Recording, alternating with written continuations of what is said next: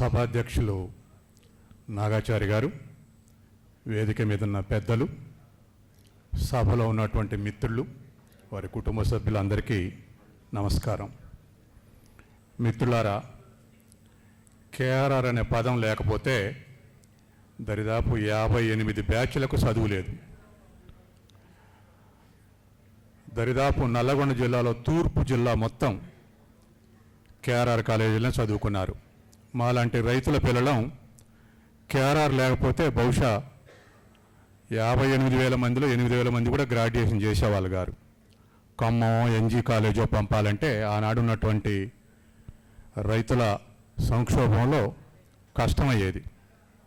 అందుకని దరిదాపు 82-83లో క్లాసులో ఎక్కడి నుంచి వచ్చినవా అంటే 80 మందిలో 40 మంది కోదాడ హుజూర్నగర్ పిల్లలుంటే, ఓ 10 మంది సూర్యాపేట, ఓ 10 మంది నకరికల్, ఓ 10 మంది తుంగతుర్తి, ఓ 10 మంది మిర్యాలగూడ, 4-5 నాగార్జున సాగర్, ఇట్లా తూర్పు ప్రాంతం మొత్తం నుంచి ఈ కాలేజీలను చదువుకున్నారు.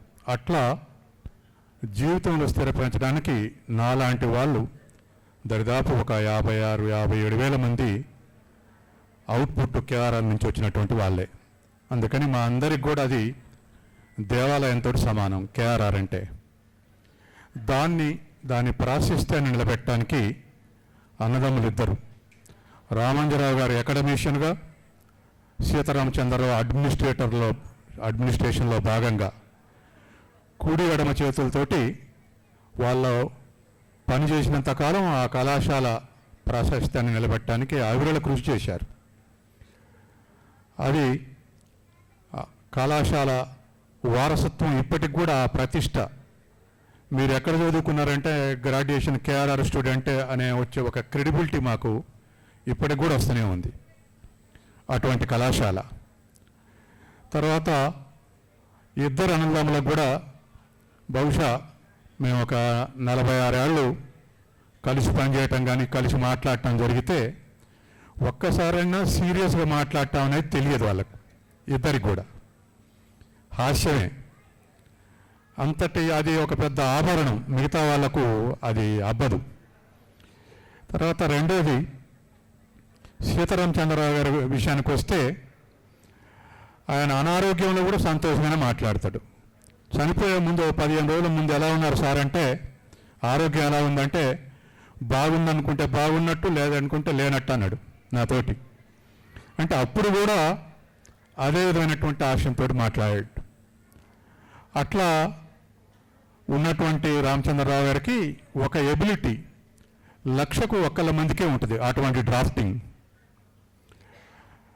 అది ఒకసారి వైవిరెడ్డి గారు పనిచేసేటప్పుడు ఎందుకో సమయానికి నేను ఆడ కూర్చుంటే సీతారామచంద్రరావు ఫైల్ పట్టుకొని వచ్చారు.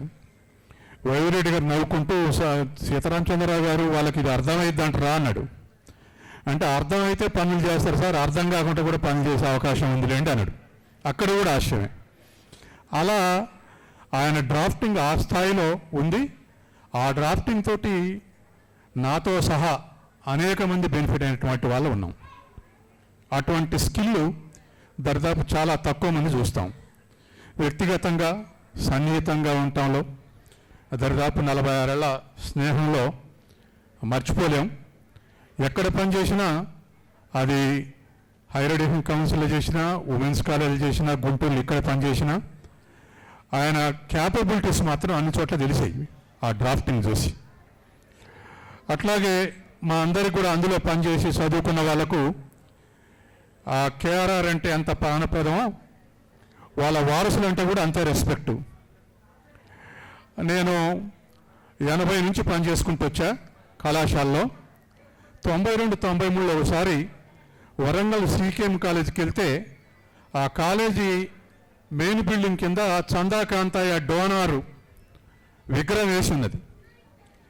92-93లో చూసిన తర్వాత నాకు మన వాళ్ళు ఎందుకు ఇటువంటి పని చేయలేదు అనుకున్నా కానీ ఆ తర్వాత ఎవరితో అనలేదు. ఎందుకంటే ఎవరికి ఇష్టం ఉంటుందో, ఎవరికి ఇష్టం లేదో, ఎవరికి ఏ అభిప్రాయంలో తెలియదు. నేను ప్రిన్సిపాల్గా వచ్చేసరికి 2012 అయింది.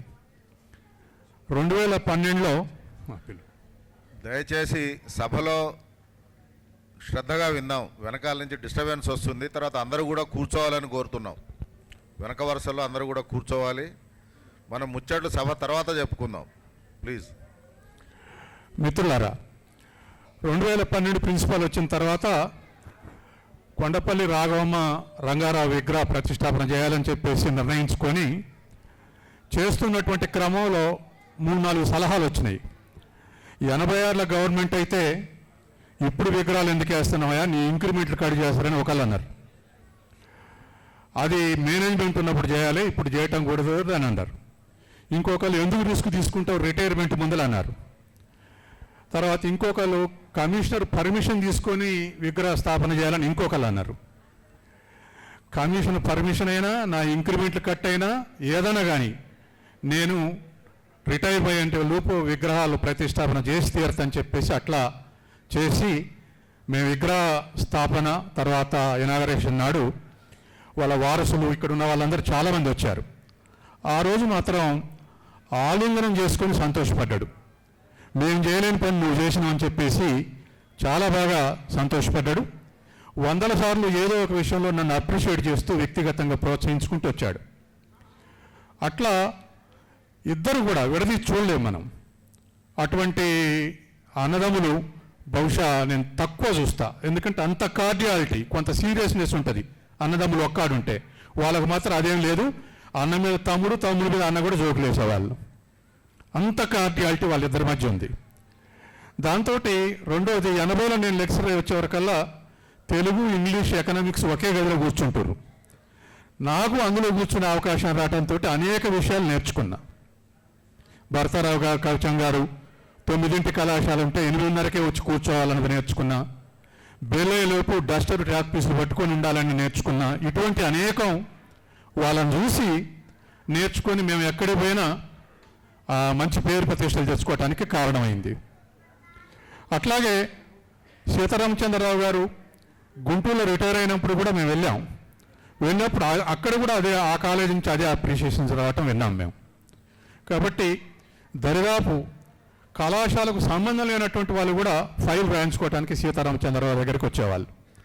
అలా ఆయన ఎఫిషియన్సీస్ కొన్ని వేల మందికి ఉపయోగపడ్డాయి. ఈ సందర్భంగా వారికి నివాళులు అర్పిస్తూ ఉన్నా. రెండోది, రామంజరావు గారి అబ్బాయిలు కానీ, సీతారామచంద్రరావు గారి అబ్బాయిలు కానీ తల్లిదండ్రులు చూస్తున్న తీరు వాళ్ళ జనరేషన్లో మిగతా వాళ్ళందరికీ ఆదర్శం కావాలి. ఎందుకంటే 25 ఏళ్ళు 30 ఏళ్లకు లేదా పెళ్ళిళ్ళు కానీ ఎవరి జీవితం వాళ్ళే అన్నట్టుంటాం. మెజారిటీ నేను అట్లా చూస్తూ ఉన్నా.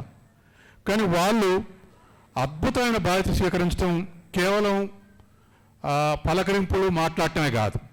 ఏ భారం వచ్చినా వాళ్ళకు భారం అనిపించదు వాళ్ళ ముఖంలో. ఆ విధంగా ఉన్నటువంటి ఇద్దరు అన్నదమ్ముల పెళ్ళి కూడా చూడటం అనేది ఈ తరానికి మంచి ఆదర్శం. తర్వాత సీతారామచంద్రరావు, మేమంతా భరతరావు గారు, మేమంతా నలుగురం కలిసి ఒక క్లబ్ పెట్టుకున్నాం. ఆ క్లబ్లో మేము చాలా సన్నిహితంగా ఉండేటువంటి అవకాశం లభించింది. అట్లా చాలా విషయాలు, జోక్స్ కానీ ఇతర కానీ మాట్లాడుకుంటూ కొనసాగినటువంటి జీవితం. ఈ సందర్భంగా మరొకసారి నివాళులు అర్పిస్తూ ఉన్నాం. అదేవిధంగా కళాశాల డోనర్స్ కొండపల్లి రాఘవమ్మ రంగారావు వారికి కూడా నివాళులు అర్పిస్తూ ఉన్నాను. వాళ్ళ కుటుంబానికి భవిష్యత్తులో శుభసూచకంగా ఉండాలని కోరుకుంటూ సెలవు తీసుకుంటున్నాను. Thank you.